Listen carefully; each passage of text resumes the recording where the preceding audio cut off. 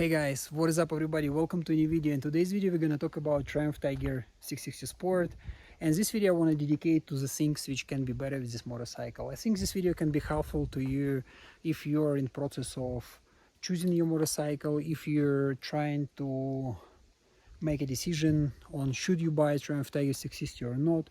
And this video probably gonna help you to see things which are not that good with this motorcycle or things which can be better. Not so many people tell you things which are like, the small things which they're not bad, but they can be better, because depends on how you want to ride this motorcycle, where you want to ride this motorcycle.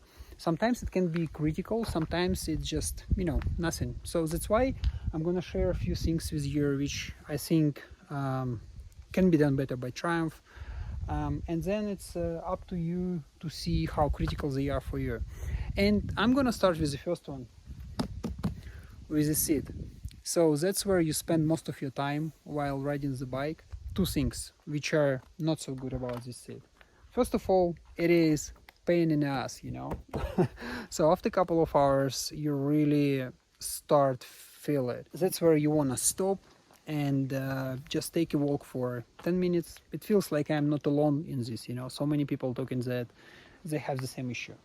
Secondly, I believe that seat is not designed to ride with a passenger, because when you have your passenger here, every time you brake or every time you going down the hill, so your passenger is actually sliding onto you. It's not critical, but for me personally, when someone's sliding onto you, it means that like the whole weight goes onto you, on your shoulders. That's where I see that probably that is not the best seat in a class.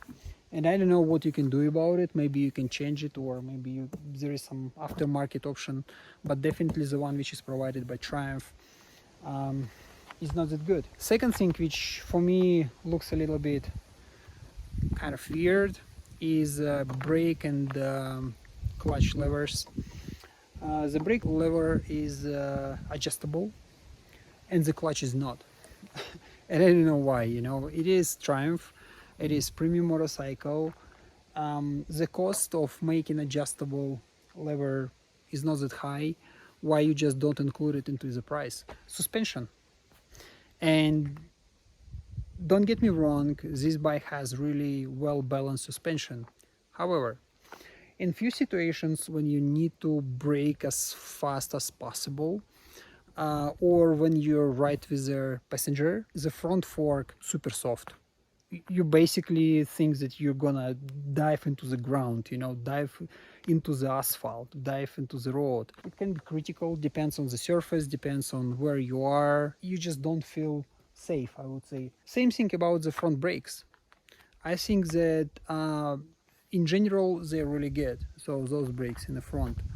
In few situations when I had to brake really fast, I felt that they are not enough. When you have extreme braking situation and then you accelerate and then you need to brake again, at the second time they are not performing that well. That is kind of my situation, but you have to keep in mind that currently the place where I'm riding this bike, it is summertime and it's almost 40 degrees Celsius.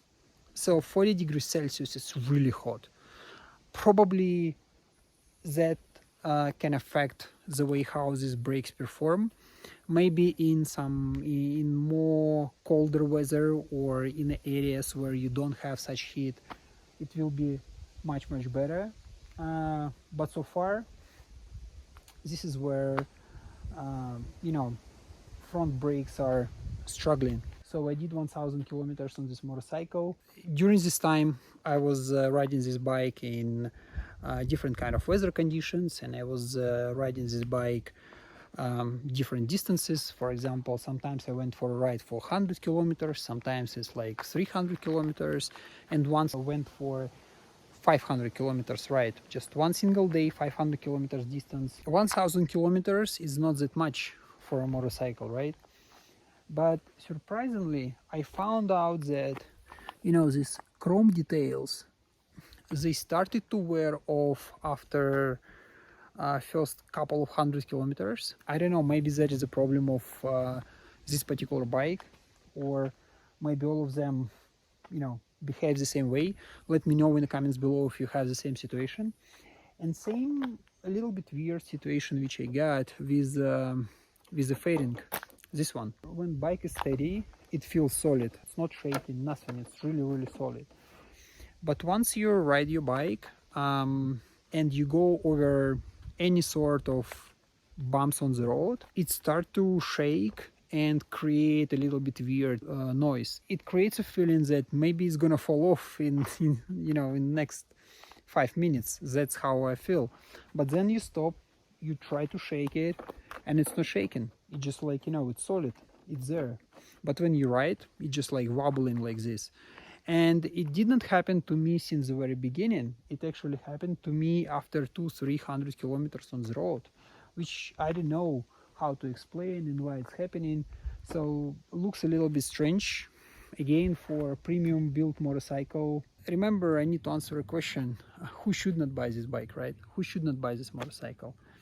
And I think that I'm the person who should not buy this motorcycle. It is really good, let's say, compact motorcycle, which is nimble, which is really easy to ride, which is really easy to maneuver.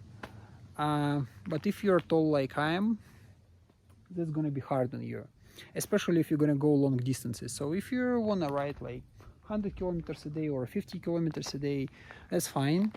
But if you're gonna go for a long distance, for example, once I went for a distance of 500 kilometers, and like my knees were in pain, and then the seat gives you discomfort, and then airflow actually just hitting right in your helmet, so you don't have much of the wind protection on this motorcycle. If you're looking for motorcycle with a lot of tech stuff and, you know, features, and at some point you want to spec out this motorcycle to the top, when you add all possible features like Bluetooth connectivity, GPS tracker, maybe a few other options, I think that you will be in much more pricey territory. And in this territory, you already can look at more mature motorcycles like 900cc or almost 1000cc motorbikes, right? And it's also will reflect the quality, will reflect the power which you get out of those motorcycles. So basically, only if you buy this bike as it is, but once you want to spec it up to the next level, it's become super pricey. And I think that if you don't have, you know, extra cash to spend, probably that is not your choice. Rather than that, as I told you before, it is perfect motorcycle. Really like it, enjoy it every kilometer except of the seat. That's pretty much it. So if you guys looking to buy this bike, probably you buy it in a situation when you're not that tall as I am, and maybe if you ride by yourself, just one person riding, no passenger. Hope it's been helpful. Let me know if you have any questions. We'll be happy to answer, and I'll see you in the next one. Cheers.